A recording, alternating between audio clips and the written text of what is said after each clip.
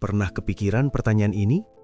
Kalau Allah benar-benar Maha Kuasa, kenapa kejahatan masih ada? Kenapa kaum yang menentang Tuhan tetap hidup, bahkan terlihat berkuasa? Kenapa orang-orang yang berbuat zolim malah sukses, sementara yang baik sering tertindas? Apakah Tuhan lemah, atau justru kita yang salah paham? Pertanyaan ini bukan pertanyaan baru. Sejak zaman dahulu, manusia sudah bergulat dengan dilema ini.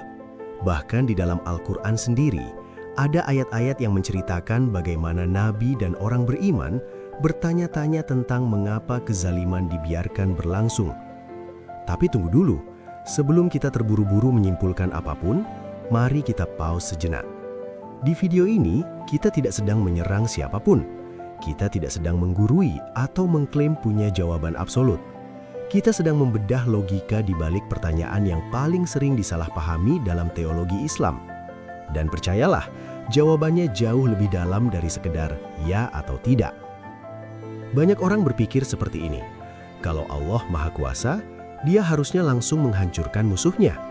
Kalau Dia benar-benar adil, kenapa tidak langsung menjatuhkan petir kepada orang yang berbuat jahat?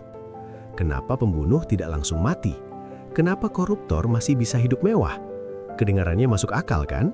Tapi sebenarnya ini berangkat dari asumsi yang keliru tentang tujuan dunia.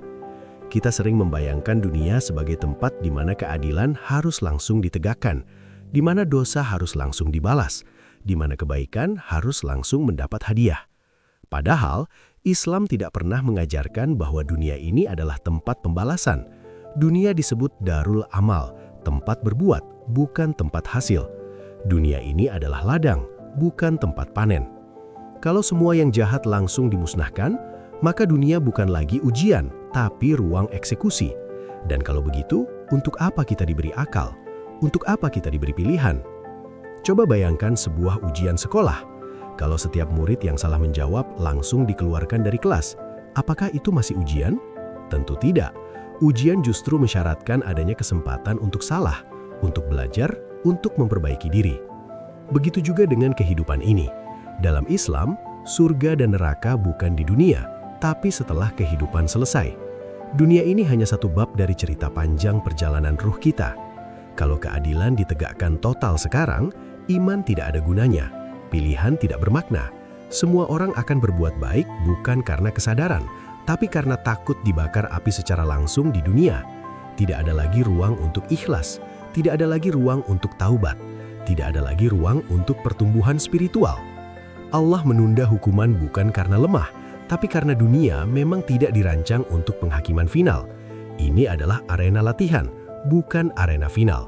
Dan setiap detik yang Allah berikan kepada kita, bahkan kepada orang yang berbuat jahat, adalah kesempatan untuk kembali, untuk berubah, untuk bertaubat. Pertanyaan berikutnya yang sering muncul adalah, kalau Allah membiarkan kejahatan, berarti Allah setuju dong? Atau setidaknya Allah tidak peduli? Tidak, membiarkan bukan berarti menyetujui. Ini perbedaan yang sangat mendasar. Seorang guru yang membiarkan muridnya mengerjakan ujian dengan caranya sendiri bukan berarti setuju kalau murid itu menyontek. Tapi guru itu memberi ruang agar pilihan murid itu menjadi miliknya sendiri.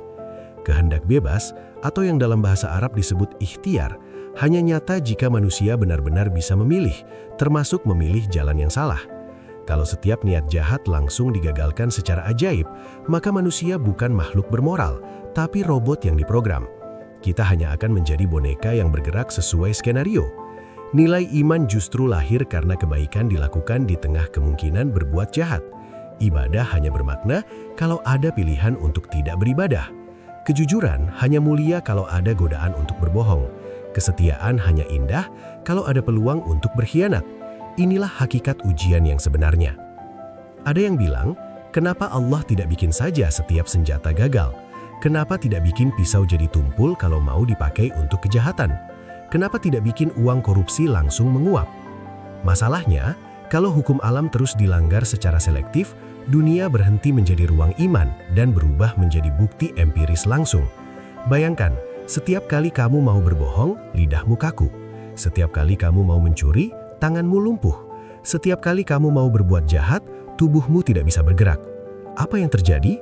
Manusia akan beriman bukan karena hati, tapi karena takut pada fenomena supernatural yang nyata. Api harus tetap panas, pisau tetap bisa melukai, air tetap bisa menenggelamkan.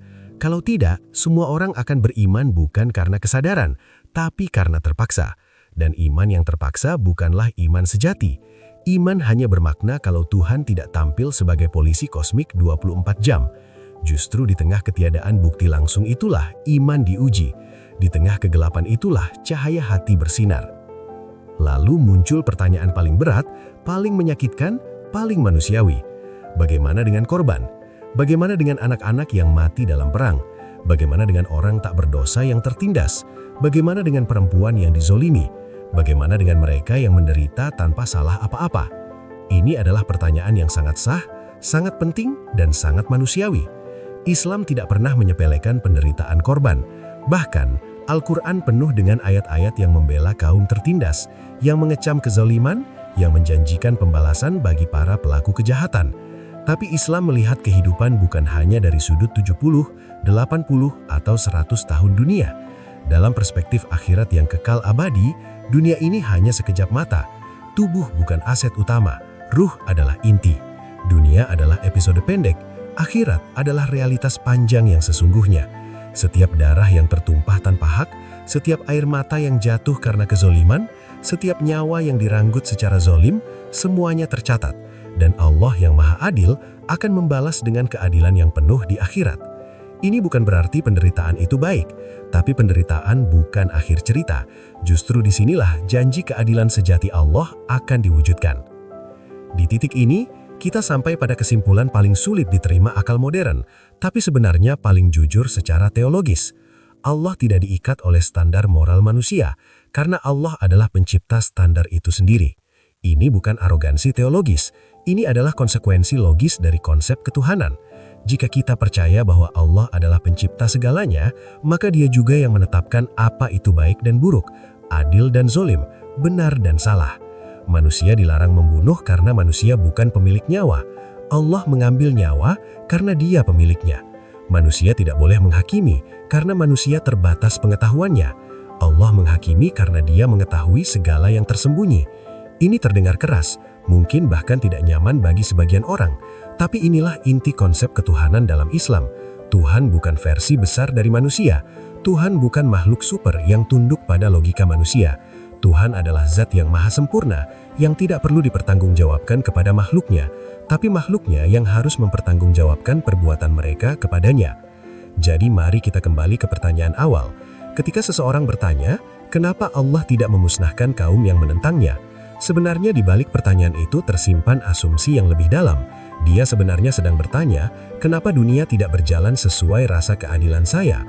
Kenapa Tuhan tidak bertindak sesuai dengan apa yang saya pikir adil?